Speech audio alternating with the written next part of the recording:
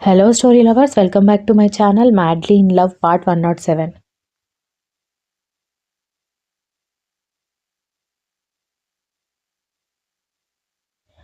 ఒకరి సామీప్యాన్ని ఒకరు ఆస్వాదిస్తూ మనసులు ముడిపడిపోయిన క్షణంలో అతని ప్రేమ కోసం ఎంత దూరం వెళ్ళినా తప్పు లేదనిపిస్తున్న ఆమె ఆలోచనలని భంగం చేస్తూ ఫోన్ రింగ్ అయ్యేసరికి ఆమెని రెస్ట్ తీసుకోమని చెప్పి లోపలికి వెళ్ళి మొబైల్ చేతిలోకి తీసుకోగానే కాల్ వాళ్ళ అమ్మ దగ్గర నుంచి కావడంతో కర్ణ మళ్ళీ మొబైల్ బెడ్ మీద పడేసి బాత్రూంలోకి వెళ్ళేసరికి మొబైల్ రింగ్ అవుతున్నా ఇంకా లిఫ్ట్ చేయలేదేంటి అనుకుంటూ లోపలికి వెళ్ళింది దక్ష.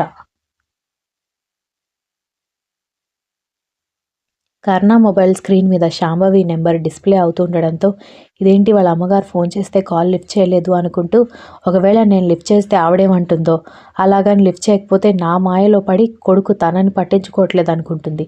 ఇప్పుడు ఏం చేయాలి? ఎలా చూసుకున్నా శాపనార్థాలు నాకే తగిలేలా ఉన్నాయి అనుకుంది దక్ష.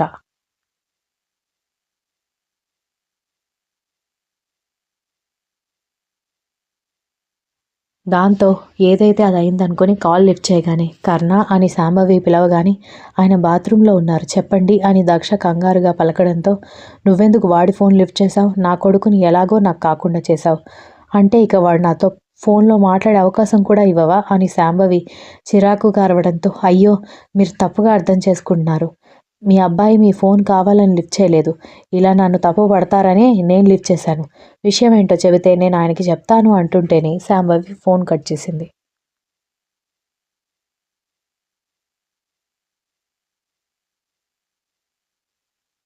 దక్ష కాల్ కట్ అవ్వడంతో స్క్రీన్ వైపు చూసి సరిపోయింది, ఈయన గారికి ఎందుకింత కోపం, చిరాకు, మొండితనం అనుకున్నాను, అన్ని తల్లి పోలికలే అని అనుకుంటూ మొబైల్ బెడ్ మీద వేయగానే బయటకు వచ్చిన కర్ణ సీరియస్గా చూస్తుంటే అంటే ఫోన్ రింగ్ అవుతోంది, మీ అమ్మగారు ఎక్కడో ఉరుము ఉరిమినా దానికి కారణం నేనే అంటుంది కదా, అందుకే లిఫ్ట్ చేశానని అనగాని నిన్ను అంటూ ఆమె వెంట పడ్డంతో ప్లీజ్ ప్లీజ్ ఆగండి అంటూ రూమ్ అంతా పరుగులు పెట్టింది.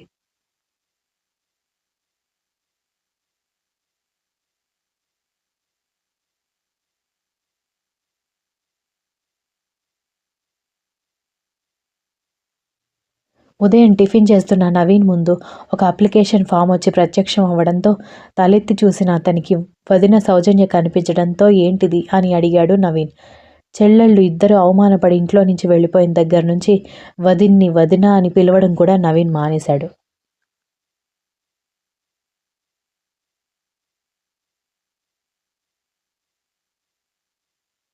మీ చెల్లెలు మోసం చేసిపోయినా పాపం ఆ ఉదయ్ నీ మీద జాలిపడ్డాడు, ఒక స్టార్టప్ కంపెనీ పెడుతున్నాడని చెప్పాడు కదా, నవీన్ పాపం ఉద్యోగం లేకుండా తిరుగుతున్నావు కదా అని జాలిపడి అతని కంపెనీలో నీకు ఉద్యోగం ఇస్తానని అన్నాడు, దానికి సంబంధించిన అప్లికేషన్ ఫామ్ మామయ్య గారు నీకు ఇవ్వమని చెప్పి షాప్కి వెళ్ళారు. అంతేకాదు ఇది నా చెల్లెలు పూజ జాతకం అంటూ సౌజన్య జాతకం నవీన్ చేతికి ఇవ్వడంతో ఇద్దేనికి ఏ కాశ్మోరా దగ్గరికైనా తీసుకెళ్లి పూజ చేయించాలా అని నవీన్ వెటకారంగా అడగడంతో సౌజన్య షాక్ అయ్యి చూడు నవీన్, ఇలాంటి ఎకసెకాలు నా దగ్గర పడకు, పూజకి నువ్వంటే చాలా ఇష్టం, అందుకే నీకు తనకి పెళ్లి చేద్దామని అనుకుంటున్నాను, దాని జాతకంతో పాటు నీ జాతకం కూడా చూడాలి కదా, అందుకే నీ జాతకం ఇస్తే ఈరోజే పూజారి గారితో మీ ఇద్దరి గురించి మాట్లాడతాను అంది.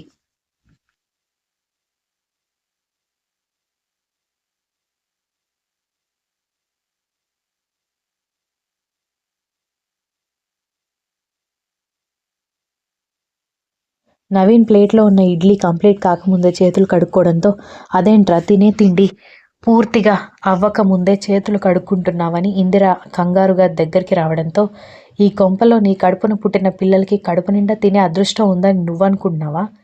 అప్పటికీ నీకు ఆరోగ్యం బాగాలేదు, నిన్ను హాస్పిటల్కి ఎవరూ తీసుకువెళ్ళట్లేదని అన్నయ్య బ్రతిమాలితే ఇంటికొచ్చాను నిన్న, లేకపోతే ఈ ఇంటి గడప కూడా తొక్కడం నాకు ఇష్టం లేదు, నా చెల్లెళ్ళకి ఇష్టం లేదు అన్నాడు.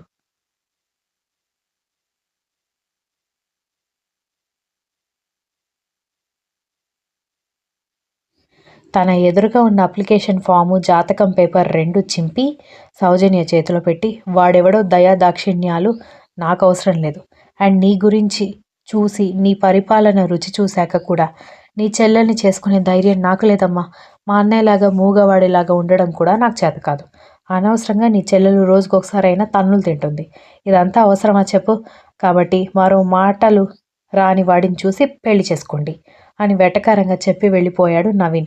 కర్ణ అకాడమీకి వెళ్ళిపోగానే ఒళ్ళు మండిపోయిన దక్షకి వాళ్ళిద్దరూ కిస్ చేసుకుంటున్న పిక్ కూడా సోషల్ మీడియా అకౌంట్లో అప్లోడ్ చేసి ఆయన నన్ను లవ్ చేస్తున్నారు. నేను కూడా మాటల్లో చెప్పలేనంతగా లవ్ చేస్తున్నాను. ఆయనతో నేను నాతో ఆయన కదా కాపురం చేయాలి. మా ఇద్దరికీ లేని సమస్య మీకెందుకు? అయినా ఆయన మీద ఇంత అభిమానం ఉన్నవాళ్ళు అలా డిసప్పాయింటెడ్ రెస్పాన్సెస్ ఇవ్వకూడదు. మీకు నిజంగా ఆయన మీద అభిమానం ఉంటే ఆయన ఎవరితో హ్యాపీగా ఉంటే వాళ్ళతో కలిసి ఉండాలి అని కోరుకోవాలి. కానీ ఇలా డిస్కరేజ్ మాత్రం నిజమైన ఫ్యాన్స్ ఎవ్వరూ చెయ్యరు అని మెన్షన్ చేసి మరీ పోస్ట్ అప్లోడ్ చేసింది దక్ష.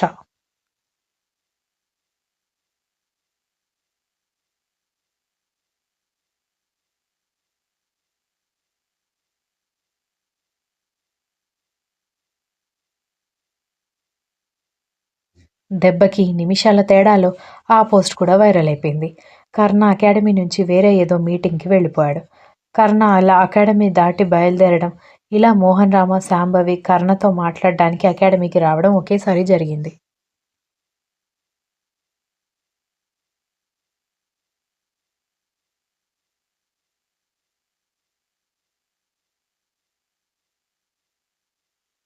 వాళ్ళని గుర్తుపట్టిన అసిస్టెంట్ గుడ్ మార్నింగ్ సార్, నమస్తే మేడం, సార్ ఇప్పుడే వేరే మీటింగ్ ఉండడంతో వెళ్ళారు, మీరు వస్తున్నారని ఇన్ఫామ్ చేయాల్సింది అనగానే శాంభవి, మోహన్ రామ ఇద్దరు అసహనంగా ఒకరి మొహం ఒకరు చూసుకున్నారు.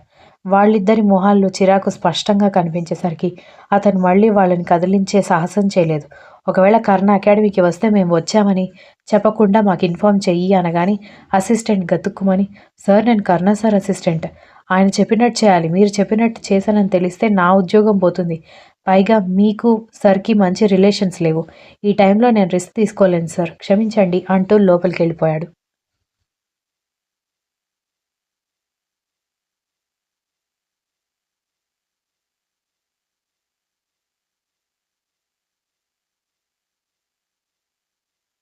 దాంతో వాళ్ళు కోపంగా వచ్చిన దారిన ఇంటికి వెళ్ళిపోయారు. అప్పుడే పుట్టిన బిడ్డకి 6 నెలలు పడి వాడు కూడా బోర్లా పడుతూ ఉండడంతో వాడిని చూస్తున్న సౌజన్య మొబైల్ రింగ్ అవ్వడంతో లిఫ్ట్ చేసి చెల్లెలు పూజ దగ్గర నుంచి కావడంతో ఏంటి ఈ టైంలో ఫోన్ చేశావని అడిగింది. ఆ టైంలో పూజ కాలేజీలో ఉంటుంది.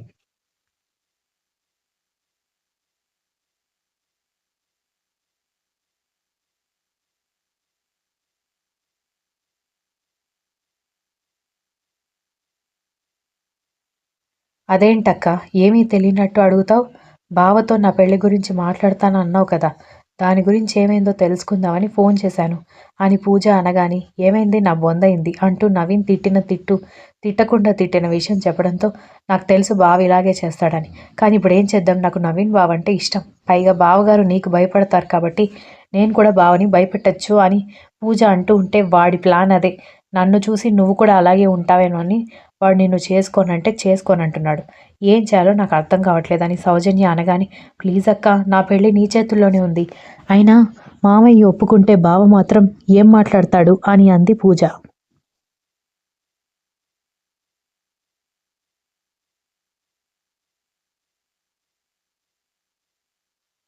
నీకు చాలా ఎక్స్పెక్టేషన్స్ ఉన్నాయి, కానీ ఇదంతా ఇప్పుడు కాదు, ఒకప్పుడు. ఇప్పుడు మా మామగారికి కూడా ఆయన పిల్లలు రెస్పెక్ట్ ఇవ్వట్లేదు, సో మా మామయ్య సైడ్ నుంచి ఇది వర్కౌట్ అవుతుందన్న నమ్మకం నాకు లేదు అని సౌజన్య చెప్పడంతో మరి ఇంకెలా అని పూజ అరిచింది.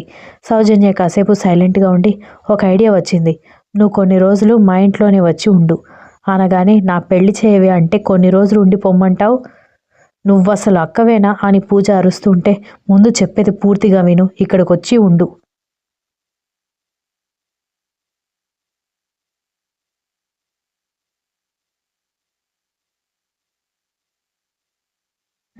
ఇక నవీన్ బాబుని నీ వైపు ఎలా తిప్పుకుంటావో నీ ఇష్టం, నచ్చిన వాడిని ఎలా పడేయాలో నేర్చుకో, వాడి మనసులోకి ఎలా వెళ్తావో, ఎన్ని ప్లాన్స్ వేస్తావో నాకు తెలియదు, నువ్వు వెళ్ళేలోపు నేను చేసుకుంటే పూజను తప్ప ఇంకెవ్వరిని పెళ్లి చేసుకోను అని చెప్పాలి, పడేసే విధంగా పడేస్తే కాదని చెప్పేవాడు ఉండడే, సో ఇక్కడ ఉంటేనే బెటర్ అనగానే, మంచి ఐడియా ఇచ్చావక్క, సాయంత్రం కాలేజ్ నుంచి డైరెక్ట్గా అక్కడికే వస్తానని కాల్ కట్ చేసింది పూజ.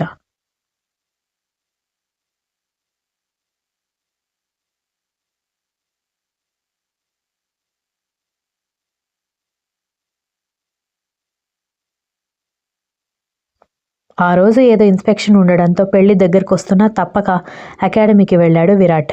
సార్ మీకోసం మీ అమ్మగారు వచ్చారు అంటూ కాసేపటికి మేనేజర్ రావడంతో ఆవిడెందుకు వచ్చింది, నేను లోపలికి రావడానికి పర్మిషన్ ఇవ్వలేదని చెప్పి పంపించాయి అనగానే ఆల్రెడీ చెప్పాను సార్, అసలు ఆవిడ వినట్లేదు, పైగా బయట గొడవ చేస్తోంది, స్టూడెంట్స్ డిస్టర్బ్ అవుతున్నారు, దగ్గరలో నేషనల్ ఇంటర్నేషనల్ టోర్నమెంట్స్ చాలా ఉన్నాయి అని మేనేజర్ చెప్పడంతో విరాట్ అసహనంగా అటు ఇటు చూస్తూ సరే లోపలికి రమ్మని చెప్పు అనగానే మేనేజర్ విరాట్ వాళ్ళ అమ్మగారిని లోపలికి పంపించి బయటకు వెళ్ళిపోయాడు.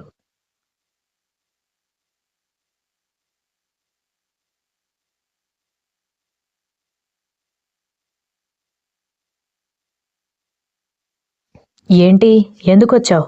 ఓ ఎంగేజ్మెంట్లో పెంట చేయడానికి నువ్వు పంపించిన మనుషులు కనపడట్లేదు కదా, వాళ్ళని వెతుక్కుంటూ వచ్చావా అని విరాట్ వెటకారంగా అడగగానే ఆవిడ సూటిగా కొడుకు వైపు చూస్తూ అవేవి నేను మాట్లాడడానికి రాలేదు బంగారం, మీ ఎంగేజ్మెంట్ క్లిప్పింగ్స్ చూసి జనాలు వాళ్ళకి నచ్చడం లేదని చెప్తున్నారు కదా, నీ పెళ్ళం ఏదైతే అందెగత్తా అని దాని తోక పట్టుకొని వదలట్లేదో నువ్వు, కానీ జనాలకు కూడా నీ పెళ్ళం నచ్చలేదు అని అంటూ ఉంటే దాంతో కాపురం చేయాల్సింది, లైఫ్ లాంగ్ కలిసి ఉండాల్సింది వాళ్ళు కాదు నేను అన్నాడు విరాట్.